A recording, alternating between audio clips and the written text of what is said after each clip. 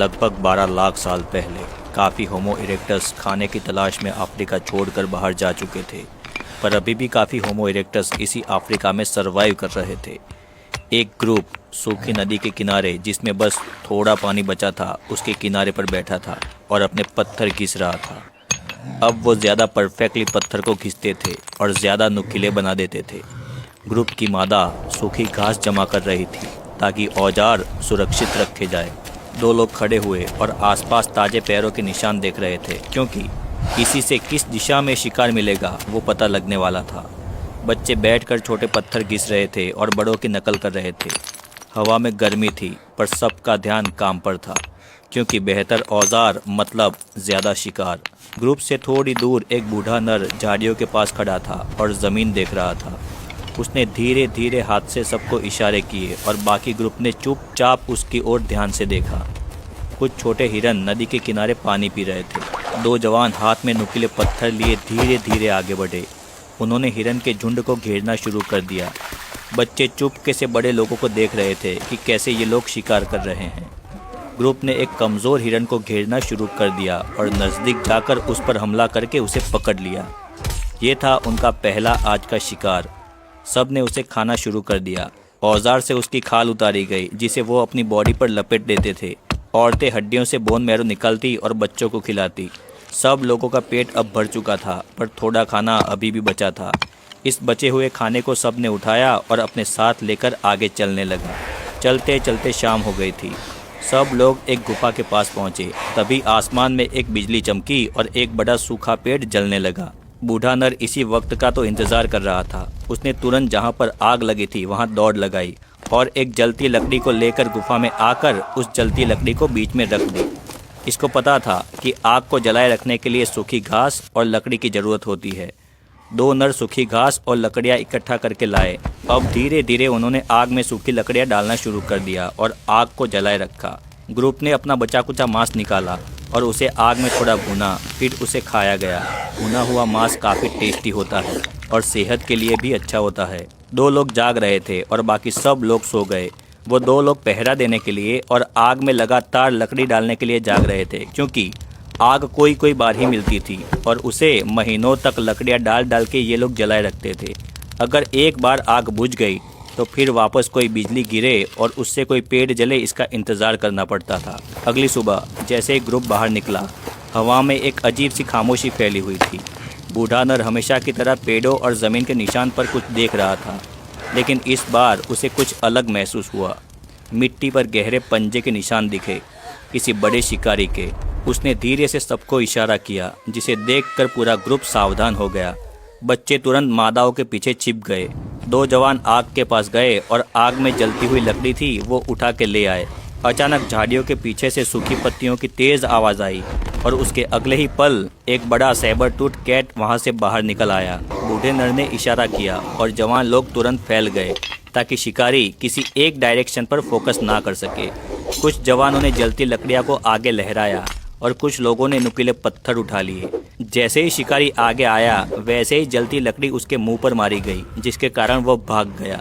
अभी शिकारी भागा ही था कि मादा के पीछे छिपे बच्चे के पास एक बड़ा अजगर आ चुका था और उसने उस बच्चे के पैर को जकड़ लिया था। तुरंत सब ने उस अजगर को पकड़ लिया और उस बच्चे को छुड़ाया, फिर उसे नुकीले पत्थरों से मार गिराया। अब ये लोग किसी भी बड़े शिकारी से डरते नहीं थे। मैदान जैसे उनका ही है, वैसे राजा की तरह ये लोग रहने लगे थे। दिन बीतते गए और शिकार बहुत दूर दूर चले गए। इसीलिए ग्रुप ने शिकार के पीछे पीछे आगे बढ़ने का फैसला किया। सब ने अपना अपना सामान उठाया और आगे बढ़े। उनके पीछे बूढ़े नर ने जलती हुई लकड़ी उठाई और आगे बढ़ा। थोड़े दूर जाते ही आग पूरी तरह से बुझ गई। ग्रुप थोड़ा दुखी हुआ, पर आगे बढ़ता रहा। कहीं कहीं ये लोग बैठ जाते और शिकार कैसे करना है इसका प्लानिंग करते थे, और अब वो ज़्यादातर मांस पर निर्भर थे, जिसके कारण उनके दिमाग का आकार बढ़ने लगा था। वो पहले से बहुत चालाक हो चुके थे। लाखों साल ऐसे ही बीतते गए और नई पीढ़ी जो पैदा होती गई वो चालाक होती गई और उनमें काफ़ी बदलाव भी आता गया। अब उनमें ज़्यादा समझ थी और बड़ा दिमाग था। लगभग 6 से 7 लाख साल पहले इनमें से एक नया रूप उभर के आया। ये थे होमो हाइडेलबर्गेंसिस। इनका चेहरा काफ़ी बदल गया था। इनका फ्रंट फॉरहेड अब ज़्यादा ऊंचा और ब्रॉड हो चुका था, जो उनके दिमाग के लिए जगह देता था। बड़ा दिमाग मतलब ज़्यादा समझ और ज़्यादा सोचने की शक्ति। चेहरे की हड्डी मजबूत थी, लेकिन उनकी पॉपुलेशन अफ्रीका में बढ़ रही थी और शिकार कम हो चुके थे। इसी वजह से कुछ लोग अफ्रीका के बाहर निकले और यूरोप की ओर चल दिए। ये लोग आगे चलकर नियंदरथाल बनने वाले थे। ऐसे ही धीरे धीरे परिवर्तन होता रहा और हज़ारों साल बीतते गए। अब इनके औजार भी काफ़ी तेज़ बनने लगे थे।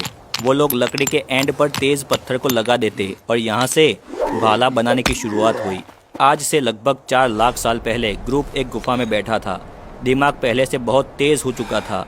एक बूढ़े नर ने सोचा कि बिजली होने पर सूखे पेड़ जल जाते हैं और ऐसी ही चिंगारी औजार बनाते वक्त 2 पत्थर टकराने से होती है।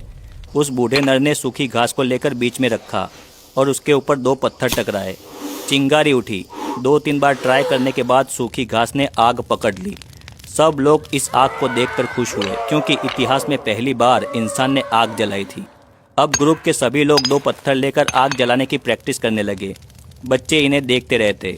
अब इंसान आग जलाना सीख चुके थे, पर अभी भी भाषा बोलना नहीं सीखा था। धीरे धीरे पीढ़ियाँ गुजरती गई और बच्चे और डेवलप होते गए। अब टाइम आ गया था। लाखों साल का इंतज़ार खत्म हुआ और लगभग 3 से 3.5 लाख साल पहले कुछ लोग ज़्यादा एडवांस हो गए। उनके दिमाग के साइज़ में और ग्रोथ हुई। अब उनमें कॉम्प्लेक्स सोच, प्रॉब्लम सॉल्विंग और बातचीत करने के लिए इशारे करने और उन्हें समझने की सूझबूझ डेवलप हो चुकी थी। ये थे होमो सैपियंस, यानी पूरी तरह से इंसान। तेज़ दिमाग वाले, सबसे चालाक। बंदर में से अब पूरी तरह से इंसानी रूप धरती पर बन चुका था। अब ये बोलना शुरू करने वाले थे। लगभग 2 से 3 लाख साल पहले इंसानों ने बोलने की शुरुआत कर दी थी। सुबह का वक्त था। गुफा के बाहर छोटे बच्चे और कुछ जवान लोग एक दूसरे के साथ इशारों के साथ साथ अजीब आवाज़ों से बात कर रहे थे।